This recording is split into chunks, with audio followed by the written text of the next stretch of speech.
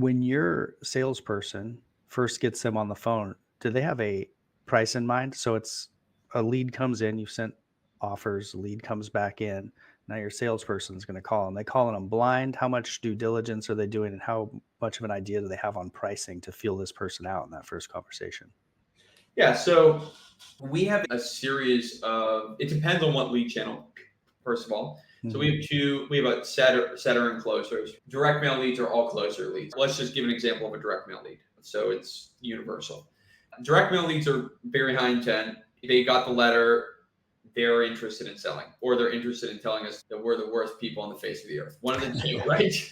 And so my sales guys will listen to the call and they'll basically, whether it's from Pat Live or live call answering service, or they're calling directly to us, my sales guys will listen to the call, see, hey, this person's actually motivated, not motivated. If they don't leave a voicemail, we'll call them back and try to get on the phone with them, calling a couple times, right, to get on the phone.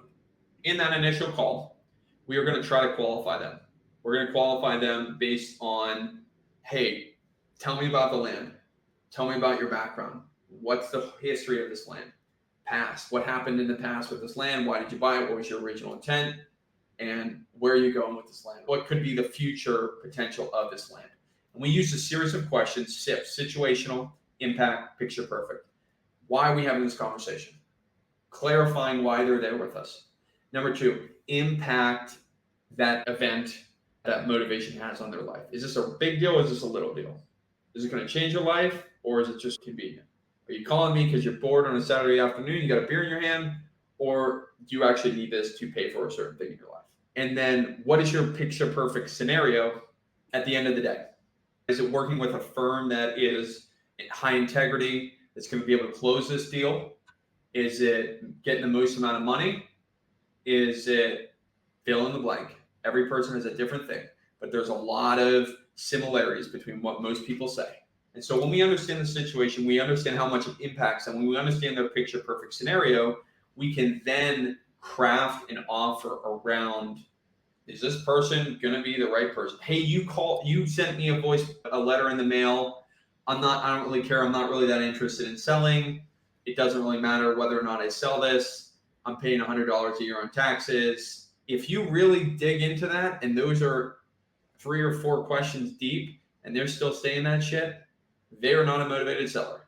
Mhm. They tell you that after we figure out motivation, impact, and how it's impacting them in the picture perfect scenario, we'll have a conversation about price. We'll see if they're realistic on price. But really, the reason why they're going to sell to us versus whomever down the street is we understand their situation, their motivation, the deal killers better than anyone else does. And we craft an offer that's going to fit within that. And so after we go through the motivation, situation, impact, picture perfect, then we're going to focus on the deal killers. What could prevent this from happening? What could be the reasons why this could happen? Maybe you're uncomfortable with us. Maybe you got an uncle that has a grave on the site and you haven't paid homage to it in 20 years. You got to go down there one last time and spread his ashes over the grave. Whatever it is, right? You got to talk to influencers about that. There's a lot of other things that could be deal killers that could prevent us from doing a deal. So we're going to figure out what those deal killers are. And there could be deal killers that take them from a motivated seller to a non-motivated seller. What could that be? It could be someone saying, I've been in a lawsuit with my cousin for 15 years over this land, and there is no way that I'm going to be able to sell this. Yeah.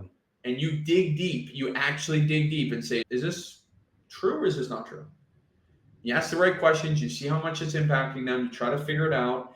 And if there's nothing there, Brandon, there's nothing there, and you say this is not a motivated seller, we either mark them dead, we'll say, hey, we'll follow up with them in a little bit. But we're trying to figure out the quick wins, right? Because we're in this business for the long haul. And so we want to build up a list of people that we can continue to market to after they've opted in to our marketing. And so I know that was a lot, but that was a high level view of our sales process on that initial qualification call.